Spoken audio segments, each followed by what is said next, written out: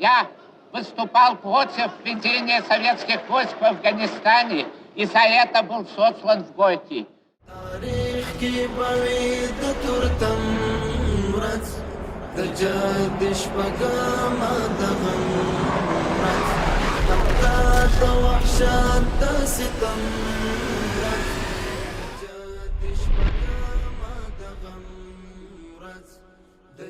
پوره 40 کاله وړاندې پخواني شوروي اتحاد د خپلو غلامانو په ملتیا زموږ پر پاک حریم یرغل وکړ.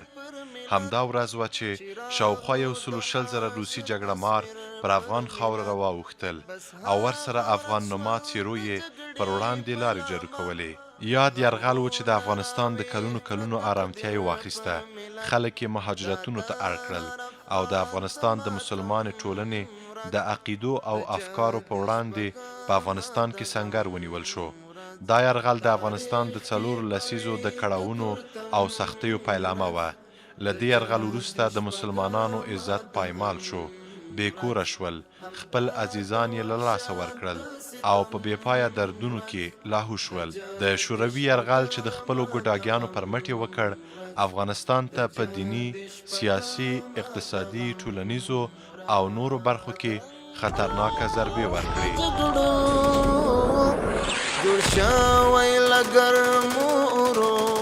د روسیې اشغال پیل او عوامل یې تقریبا اکثریت د لوړ سن افغانان خپله د دې یرغل د غمیزې شاهدان دي، خو ځوان نسل ته به ممکن په شفاهي ډول کیسې رسېدلي وي. خو په لنډ ډول د روسیې خونړی اشغال پیل داسې و.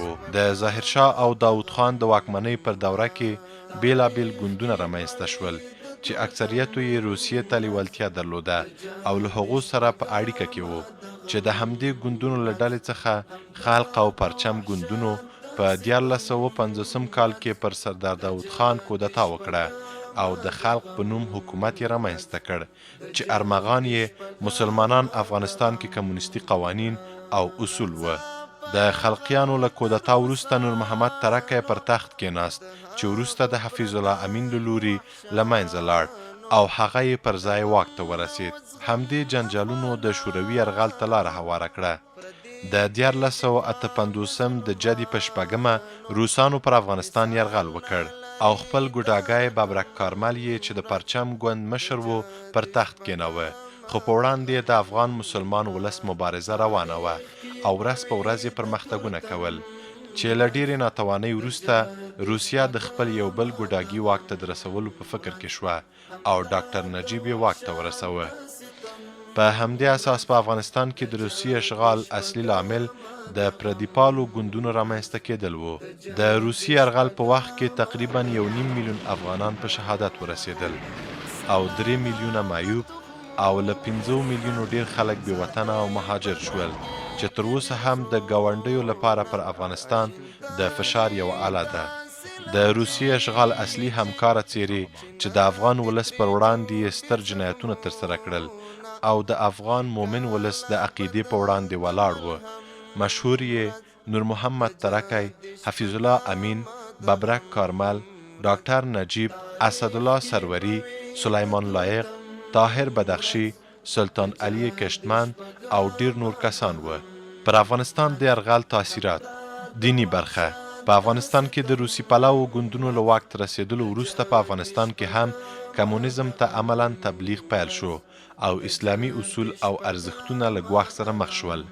روسیه د هغه وخت زبرځواک و چې د کمونیزم خپرول یې اصلي موخه او ډیر هیوادونه یې لاندې کړي وو چې په هغو هیوادونو کې د اسلام پخواني لوی مرکزونه لکه بخارا، سمرقند، ترمز او نور هم وو چې په پایله کې یاد ولسونه له اسلام څخه لرې او نااشنا شول.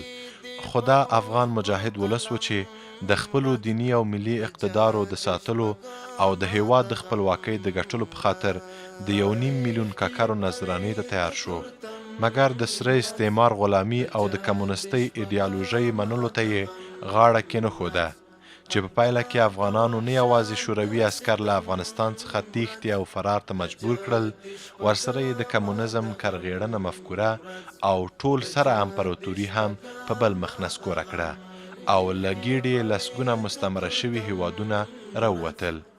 د یاد یرغل پر مهال ډیر زیات علما، د پوهنتون استادان، محصلین، مخور او نور خلک په شهادت ورسول شول او د لادینیت افکارو ته په پراخه پیمانه تبلیغ وشو. روسي یرغل د نورو برخو غوندې د افغانستان ټولنیز ژوند ته ګڼې صدمې ورسولې، د خلکو ترمنځ دښمنۍ واچولې، د افغاني او اسلامي کلتور د بدلون هڅه وکړه او ورته نورې چارې. پر ملت بس هغه ورځ شول د جګړې پیلامه، غمونه راویښ کړه تقدیر پر ملت. اقتصادي او ودانیزه برخه. دغه یرغل د افغانستان پرمختګ په ټپه ودراوه. افغانان اړ شول چې له خپلې عقیدې، عزت او خاورې څخه دفاع وکړي. له 5 میلیونو څخه ډیر خلک هجرت ته اړ شول چې د هغه وخت د افغانستان د ټول جمعیت دریمه برخه یې جوړوله. 3 میلیونه خلک معیوب شول او تر 1.5 میلیون پورې خلکو ژوند له لاسه ورکړ چې نهایت قوي بشري او په عین حال کې اقتصادي ضربه ده. شوروي له 10 تر 14 میلیونه پورې ماینونه په افغانستان کې خاوره کړل چې تر اوسه هم د افغانستان خلک تلفات ورکوي. د دې ترڅنګ د افغانستان لسګونه کلي له خاورو سره خاورې شول. د روسیې له وتلو وروسته افغانستان د نړۍ اقتصادي هیوادونو په کتار کې د 140 هیوادونو په منځ کې 180 نمبر هیواد و. په لنډ ډول د شوروي یرغل افغانستان څو لسیزې له اقتصادي بهیر څخه لرې کړ. قومي او ژبني مسایل. خلق، پرچم، شوله او نور ګوندونه چې د روسي ښکېلاک اصلي لاملین وو، په افغانستان کې د قومي تعصباتو بنسټګران هم وو. د دوی اکثریت سیاستونه د قومونو پر بنا وو. نور محمد ترکی، طاهر بدخشي او نور د دې بهیر سره لاروي وو چې غوښتل یې په افغانستان کې قومي تعصبات ډیر کړي او دغو تعصباتو وروسته ان د هغه وخت مجاهدینو ته هم سرایت وکړ چې له امله یې ځینو د پرچم د ګوند له غړو سره اړیکې جوړې کړې او وروسته ښه همکاران شول. د روسي ښکېلاک غمیزه ډیره ستره ده او په څو لنډو جملو کې راټولول نهایت سخت دي او ډیرې شرحې ته اړتیا لري.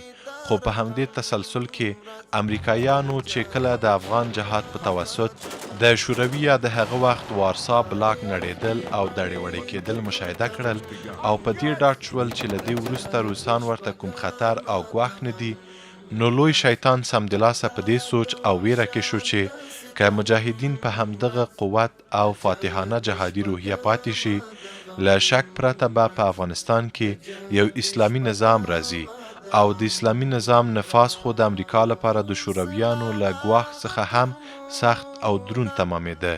نو په خپله او هم یې د سیمې د هیوادونو په مرسته هلې ځلې پیل کړې چې د مجاهدینو د وحدت او په کابل کې د کمونیستي رژیم له سقوط وروسته د اسلامي نظام مخه ونیسي. هغوی چې همدې یرغل ته یې له څو کالو راهیسې زمینه سازي کوله، ذهنیتونه یې عیارول او هغوی چې په ټانګ ورسره سپاره راغلل او دا یې شعار و چې د نوي افغان انسان معیار دا دی چې باید شوروي دوست وي، یا دا چې د امریکایي اشغال لپاره به یې ذهنیت جوړوه او ویل به یې د افغانستان او امریکا ملګرتیا دایمي او نه ختمېدونکې ده. دوی زده کړې لرلې، د هیواد تاریخ یې لوستی و، ځینو له مشهورو مراجعو د زده کړو اسناد لرل او چې همدا اوس یې خبرې وپلټې د استدلال ډیره ښه قوه یې لرله. خو سوال دا دی چې ولې یې نه یوازې پر خپل ځان بلکې څو نسلونو باندې د لوی آفت راتلو لپاره خدمات ترسره کوه؟ ځواب دا دی چې دا خلک له موږ پردي شوي وو. دوی د معلوماتو د ذخیرو په حیث ډیر معلومات لرل، خو له دیني اړخه کمزوري، د روحاني رابطې نیستي، له دیني امورو لرېوالی د دې علت شول چې دوی د پردیو اقدامات پر خپل ولس د پردیو مسلطول او هغوی ته چوپړ د دې ملت په خیر ګاڼه. ځینو ژوندیو یې تر هغه بل کاله پورې اعتراف کوو چې موږ ملت ته د خلاصون یوه نسخه راوړله، ومو ازمویله او کار یې ور نه کړ، بس خلاص. دوی ته دا ټاټوبی د نورو د نظریاتو د تجربې ډګر ښکاري. میلیونونه شهیدان، لکونه وژل شوي، میلیونونه مهاجر او لسیزې ناخوالې یوازې د دې لپاره وي چې پر دې ملت کمونیستي مفکوره تطبیقېدلی شي که نه. د هر بل یرغلګر په څیر روسیې هم ظاهرا سیاسي موارد د یرغل موخه ګڼله، خو د ټولو نورو کفري یرغلونو په څیر دوی د یوې ایډیا نظریې او مفکورې د تطبیق لپاره برید کړی و. دوی دعوا کوله چې د دې قرن ستړي افغان انسان ته کمونیزم د ژوند د یوې نوي سیستم په ډول راوړی دی. د جدي په شپږمه د شوروي یرغل د پیل د ورځې د رارسېدو په مناسبت موږ لکه څنګه چې د شوروي یرغلګرو کړغېړن او ظالمانه یرغل غندو، امریکایانو او د هغوی ملګرو ته هم ور په زړه کوو لکه څرنګه چې شوروي ځواکونه له خپل زر او زور سره د دې ولس په وړاندې په ګونډو شول. امریکایان هم له ورته برخلیک سره مخ شول. زوړند سرونه د افغانستان له مومنې خاورې ووتل او نړۍ یې د ذلت ننداره کوله. د مسلمان ولس د ملاتړ، د ځوانانو د پاکو وینو او بېدریغه قربانیو په نتیجه کې اسلامي نظام حاکم شو. له دې نظام څخه ملاتړ زموږ وجیبه ده. هر هغه شخص، ډله یا ګوند چې موجوده نظام ته خنډ جوړوي یا یې په وړاندې بغاوت کوي، نو په شریعت کې حکم واضح دی. دا خاوره بلکې دا کره د دې نظام له فطرت سره سم د دې نظام د خالق پر اوامرو آرامه، پر سکونه او له بشري ورورولۍ ډکېدلی شي. انسانیت به تر هغه یتیم وي، دې کره کې به تر هغه جنجال روان وي چې اسلام حاکم شوی نه وي. د بشري سوکالۍ لپاره پر نړۍ باید د اشخاصو نه بلکې د الهي اوامرو واک وي او انسانان یې د تطبیق په خدمت کې وي. د جان د شپږمه د غم ورځ